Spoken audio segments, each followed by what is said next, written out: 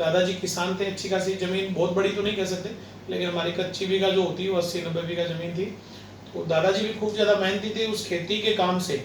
एक फसल होती थी पहले, वो कुएं वगैरह वो नहीं थे, ट्यूबवेल वगैरह नहीं थे, एक फसल होती थी बारिश वाली। उस बारिश की फसल से पूरे परिवार का लालन पालन करना। मेरे पिताजी को टोटल 10 भाई बहन थे, 5 भाई और 5 सिस्टर। उनका लालन पालन करना, उनको जो जितना गांव की स्कूलिंग में 5वीं 6वीं 8वीं तक पढ़ाई थी वो पढ़ाई करवाना, और उनकी ब्याह शादी करना, वो सारा काम उन्होंने उस जमीन से, उस खेती से किया। 1 रुपया भी उन्होंने कोई किसी से कर्जा नहीं लिया। उन्हीं की मैं एक छोटी सी बात, जो मेरी अभी मेरी दादी जी का स्वर्गवास हुआ था 1.5 साल पहले, तब मेरी बड़ी जो बुआ जी हैं वो भी लगभग 80 साल के हो गए, उन्होंने मेरे को बताई थी, वो मैं आपसे शेयर करना चाहूँगा। कि एक बार गांव में कोई मकान बनाए, जहाँ गांव में जो रहने की जगह थी वहाँ पहले कोई 3 कमरे थे, फिर वो जब बेटे बड़े होने लग गए तो उन्होंने 2 कमरे और बनाए दादाजी ने। तो वो जो 2 कमरे बनाए, उसी समय बड़े वालों की 2-3 की शादी की, तो उनकी थोड़ा कर्जा हो गया। तो दादाजी को वो कर्जा रात को सोने नहीं देता था। तो उन्होंने क्या किया, एक तो जैसे अपने बाजरे की जो नीचे के जो फसल होती है उसको मोटा मोटी वो उसको गाय भैंस को खिलाने के काम में लेते हैं, क्योंकि भाई गाय भैंस को चाहे अपन थोड़ा कम चरा लेंगे, कम कर लेंगे, लेकिन एक तो इसको बेचेंगे तो इससे अपन को 300-400 रुपये मिलेंगे। उनके कोई 1000 रुपये सिर हो गए थे उस समय, बात 40-50 साल पुरानी है, 1000 रुपये सिर हो गए। तो उन्होंने एक तो उससे जो उसको हमारे बोलते हैं, उसको कड़वी वाली को क्या बोलते हैं, कूड़ा की बात बच की बात लागेड़ी 85 बोले, उसको पूरी को उन्होंने सेल कर दिया। फिर भी वो कर्जा नहीं उतरा, तो उनके दो बैल थे, बैल की मतलब एक अच्छी जोड़ी थी शानदार, जिससे वो हल जोतने का और उस खेत को जोतने का काम करते थे। उन्होंने उन दोनों बैलों को भी 400-400 रुपए में, 800 रुपए में उनको भी बेच दिया। अब बेच तो दिया, लेकिन अब सामने जो बारिश हुई तो पूरे खेत को जोतना था। 2 महीने बाद में होता, अभी बारिश होगी, तो एक छोटा गाय का छोटा बछड़ा था जो लगभग 1.5-2 साल का हो, तब बड़ा बैल बनता है। उस गाय के बछड़े को उन्होंने रोजाना घी खिलाना, दूध पिलाना और गुआर का अच्छा खासा उसको बंटा देना, ताकि वो जब 2 साल में जाके पूरा वेस्ट होता है वो 1.25 साल में ही हो जाए, मजबूत हो जाए। उन्होंने मतलब पूरा घरबार है उस बछड़े को बैल बनाने में लग गया, ठीक है, उसके लिए पूरा प्रयास किया। लेकिन एक तो एज का तो फैक्टर होता ही है। उसके बाद में उन्होंने क्या तरीका निकाला कि जो हल जब जोतने का टाइम आया तो पूरा वेस्ट नहीं हुआ, तो उनको लगा कि ये तो ये 80 बीघा जमीन को अगर ये जोतेगा तो ये तो वैसे मर जाएगा, ये फिजिकली वीक हो जाएगा, तो फिर अपन क्या करेंगे। तो उन्होंने क्या किया, जो हल जोतते हैं उसके नीचे एक हारी बांधी, तो हल जो इतना जाना चाहिए जमीन में वो हारी बांधी, तो इतना ही अंदर गया कि भाई उस बाजरे का गुआर का दाना तो पड़ जाए लेकिन इसके ऊपर लोड नहीं पड़े इस बैल पे। तो एक हारी बांध करके पूरे खेत को उन्होंने सिस्टम से जोता, फिर ठीक फसल हुई, वो भी होशियार हो गया। फिर दूसरे साल दादाजी ने वो मतलब पूरा, यहाँ तक वो कहते हैं कि वो अनाज का स्टॉक 1 साल तक का, बड़ा परिवार था तो अनाज का 1 साल तक का स्टॉक घर पे रखते थे, और वो जब दूसरी साल का अनाज आता तब उस अनाज को बेचते थे। उससे पहले यूं नहीं कि भाई उस अनाज को अपने एक्स्ट्रा है अपन बेचते हैं। इस नेचर के मेरे दादाजी थे। पिताजी हवलदार पोस्ट से रिटायर हुए, उसके बाद में उसी समय जो ग्राम भारती विद्यापीठ कोठरी है जहाँ संजय जी भी 1 साल पढ़े हुए, वो मैं पढ़ा। ये मेरे से छोटा डॉक्टर पीयूष है, ये पीडियाट्रिशियन है, वैसे शिशु रोग विशेषज्ञ है, तो ये भी वहीं पढ़ने चला गया। ये 6 में चला गया, मैं 9th में चला गया। मैं वहाँ 12 तक पढ़ा, ये वहाँ 10 तक पढ़ा। और गांव से हम एक सामान्य जो बालक होते हैं वो थे, लेकिन वहां जाकर के उस 4 साल के उस आश्रम के जीवन में जहाँ गुरुजी अध्यापन करवाते थे, वहाँ हम जो रहे वहाँ बहुत कुछ सीखने को मिला।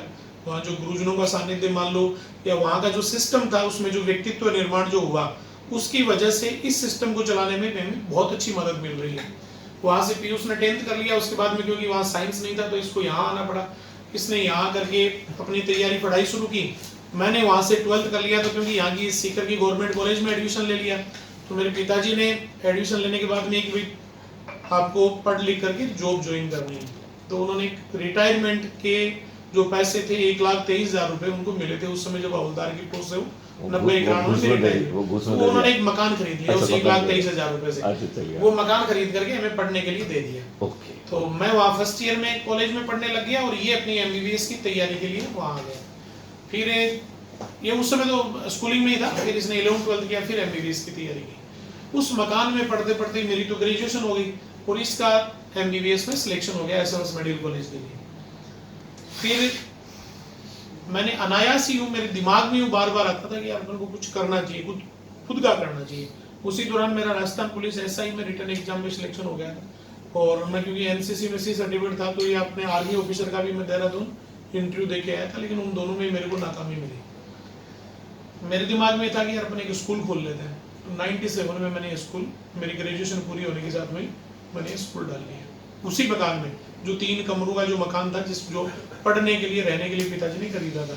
3 कमरे वो थे, 3 कमरों का उसमें टीन सेट बना लिया, उसमें रहने लग गए, पढ़ने लग गए। उसी में ये तैयारी करता था।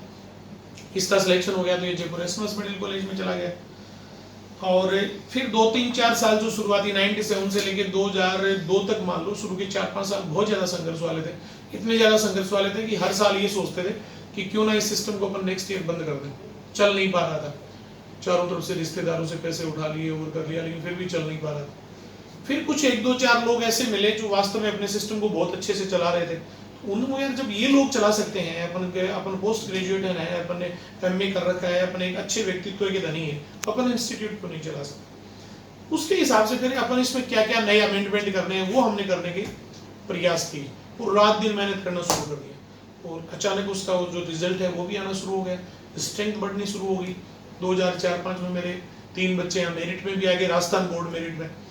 यूं करते उसके बाद में 2003 के बाद में पीछे मुड़ करके नहीं देखा। फिर जो इस सिस्टम में जो कुछ आया, जो भी अर्निंग हुई, वो यहीं पे खर्च किया, चाहे कंस्ट्रक्शन में हो, चाहे इस सिस्टम के लिए लैंड खरीदने में हो, चाहे यहाँ की अन्य फैसिलिटीज डेवलप करने में। जो आप हाईवे पे कैंपस देखा, उसके आगे भी 4 कैंपस है, जिसमें अपन बैठे हैं, ये सबसे पुराना कैंपस है। ये भवन जिसमें अपन बैठे हैं 2003-04 में अपन ने बनाया था।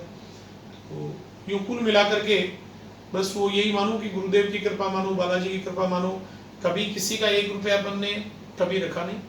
किसी टीचर को, किसी कर्मचारी को यहाँ से जिस दिन फ्री करना हो, उसका कोई व्यवहार गलत था या उसका कोई इंस्टीट्यूट के प्रति या बच्चों के प्रति व्यवहार गलत था, उसको अगर फ्री भी किया तो उस दिन तक की तनख्वाह दे करके उसको यहाँ से रवाना किया और अच्छी नीयत के साथ काम किया। उसी की वजह से, जो ऊपर वाले के आशीर्वाद की वजह से सब कुछ बहुत अच्छे से चल रहा है। छोटे वाले डॉक्टर पीयूष ने एसएमएस मेडिकल कॉलेज से MBBS किया, फिर इसने PG बीकानेर PVM से किया।